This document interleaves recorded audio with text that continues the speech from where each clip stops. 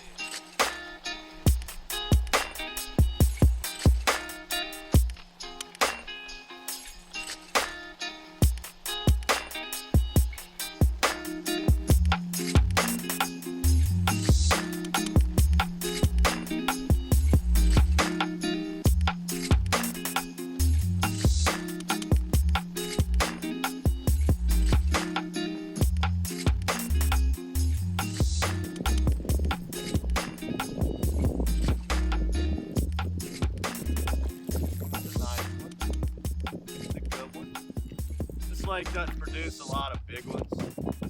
Oh, and I just missed him. Oh, the nicest one of the morning so far. Anyway, this lake doesn't really produce a lot of big ones. Some people say it's overpopulated. It could be a number of things. We don't catch any white crappie in here. Water's like that black water, like that root beer, clean water, really pretty water. And some of the biggest crappie I've ever caught are those white crappie that we catch in when we're sneaking our little plastic boats there he is, and them little interstate ponds. Oh, when we're fishing up the West Pearl and that dirty water, we'll get it on some of them big white crappie. But in here, we catch a lot of them. We're just knocking the rust off. In here, we know we're gonna catch some in here. Decent little crappie there. We'll keep him for the frying pan.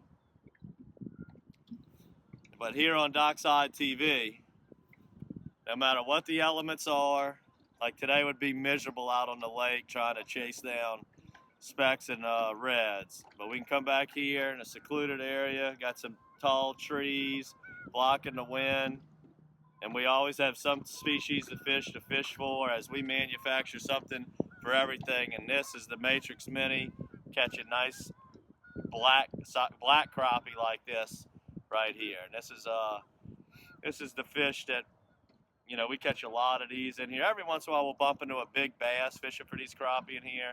But like I said, we never see any white crappie in here. It's always these black crappie. But boy, do they taste great. Fish, man, that was a nice bite. This is a nice, one of our nicest ones of the day here. I'll tell you how I saw that fish hit it. And then when I say saw, you know, that some people are like, what do you mean you saw him hit it? I thought you feel him hit it. No, that's not always the case. Again, another good one on that ladies' night right there. Nice crappie. You can lip these fish. They don't have any teeth. They call them paper mouths. Look at that little mouth. When I say saw the fish bite it, as if you watch some of our previous DockSide TVs, no matter what species of fish we're fishing for, we are very adamant on watching your line. And what I mean by that is when you cast it out, I'm not simply just tight lining it, keeping the tension tight and just feeling it with my hands. Although, you know, I try to feel what I can, but I'm always watching the little bow or slack in my line.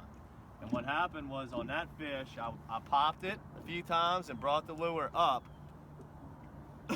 And when the lure was falling down, I saw all my slack go straight. Like it went way too fast. And I knew the lure doesn't fall that fast. And what it was, I knew a fish grabbed it and went to swim off with it.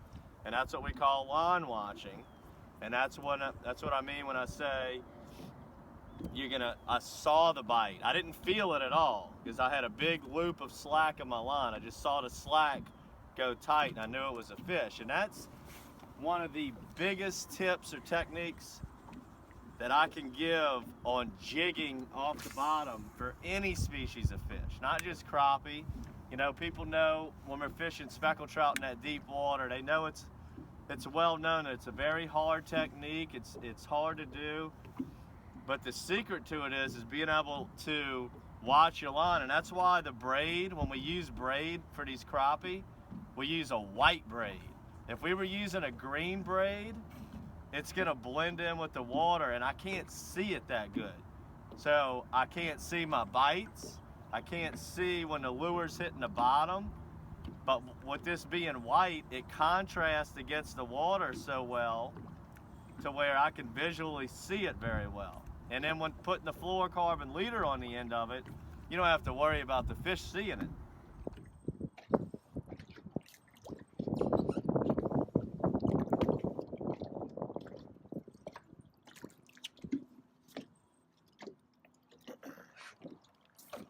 Whenever we're fishing crappie in these man-made lakes like this that we do, we use a 1/8 ounce golden eye jig head here.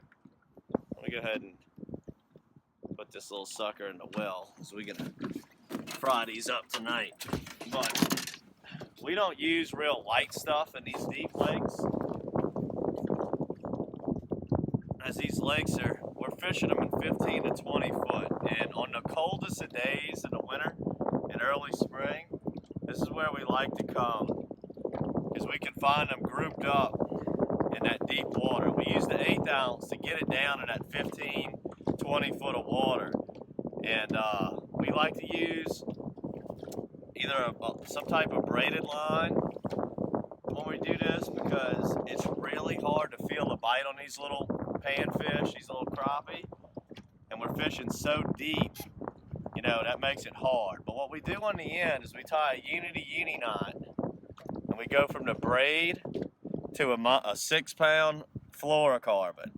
And the reason we do that is this water is pretty clean, especially for crappie fishing. And crappie are known for having really big eyeballs and very good eyesight. So it really helps to put that little piece of fluoro on the end if you're gonna use braid.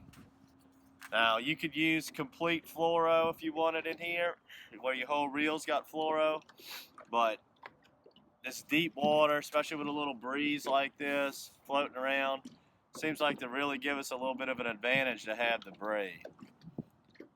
All we do is just float around and try to find little schools of them in this big vast lake right here in this deep water. Just slowly jig it off the bottom.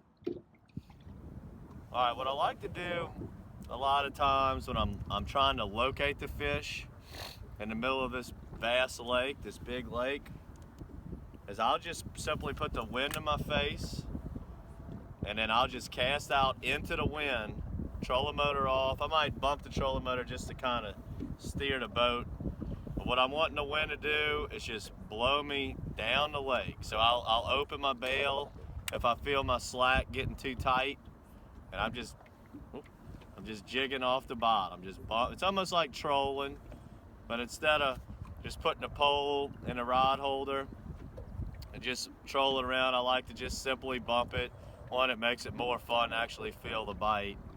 And you know, you see some of these guys on television and read articles about those spider rigging technique where they'll have 6 or 8 long poles all around the bow of the boat. That's all they're doing, is just simply covering a lot of water with a lot of poles. Now, we don't do a lot of that.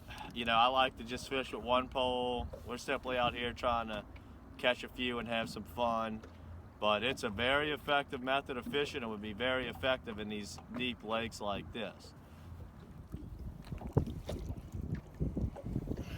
Little rascal here, we can go ahead and let this one go. But what we're using right now is obviously the Matrix Mini from matrixshad.com, and this is what we call the ladies' night. I like this color in here when we fish in these man-made lakes like this because the water's real clean and it just looks natural, like a natural minnow in here. And what we did with this lure is we simply took the Matrix Shad and just shrunk it down. All we did was take the exact dimensions of the original Matrix Shad and shrink it down. A lot of crappie baits we see on the market are tube baits or straight tails, and they work good too, but there's not too many paddle tail swim baits you see. And this lure really swims well, especially when it's falling to the bottom, especially when you have it on a big jig head like this. So when we jig it, or when we initially cast it out, and that bait's falling to the bottom,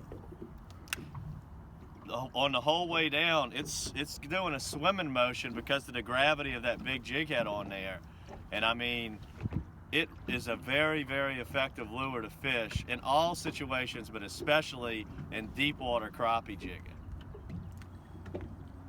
And we just like to jig it off the bottom. And I like to use, I'm a fan of these push buttons because I can palm the reel like this when I'm fishing this deep water. And then so when I jig it like this, pop, pop, pop, and I reel in my slide and let it go to the bottom, I like to put my fingers on the line while it's falling. Because like I was saying before, 15 to 20 foot of water and you're fishing for a 9 to a 13-inch fish, it's not much of a bite. So any little advantage, the more you can get your hand up on the reel to feel that little tick or that little bump, it's gonna help you out a lot. All right, our first little drift was a nice solid drift. We probably picked off 10 nice crappie on that one first pass. We're gonna idle around the lake here. This is how we can locate big schools of fish, and I can't stress the importance of electronics when crappie fishing, especially in deep water. Any crappie angler you talk to across the country, they're fishing deeper waters, you know, not simply throwing up at the bank or structures you can visually see. When you're fishing in the middle, deep water stuff, we're looking for ledges, drop-offs. We're looking for underwater humps that could be some kind of underwater brush pile. We're looking for bait and fish on the bottom. And I'll just idle around this whole lake some days when I'm struggling to find big concentrations and just simply use my depth finder for 30 minutes to an hour at a time until I see big piles of just something different than just an ordinary flat bottom. So we're gonna idle around for a little bit and see if we can stumble across something.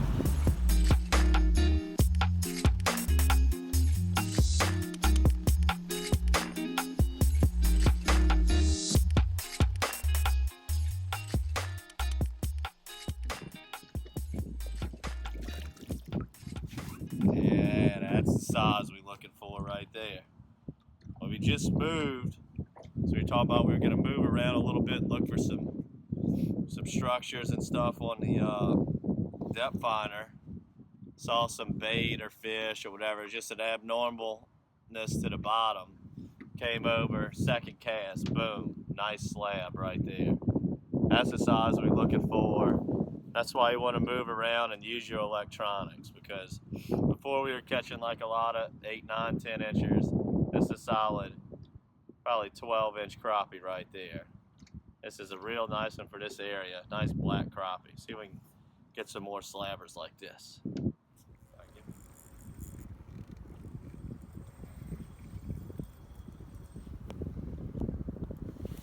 Come here, old crappie. Old crappie. No matter the elements. Whoop. Here at DockSide TV, we're going to do our best to get out on the water and provide some tips on multiple species of fish to try to help all anglers put some in the boat. I hope you enjoyed this episode of DockSide TV. And remember, no matter what the weather's doing, there's always something to catch. Until next time, good fishing. Make sure to stay up to date with all of our DockSide TV episodes. Simply hit the subscribe button right here on your YouTube channel. stay up to date with all of the action going on around the surrounding areas as we catch multiple species of fish, from trout to bass to redfish, flounder, and even crappie. Make sure to hit the post notification button also, which will allow you to know when our next and freshest DockSide TV episodes are uploaded.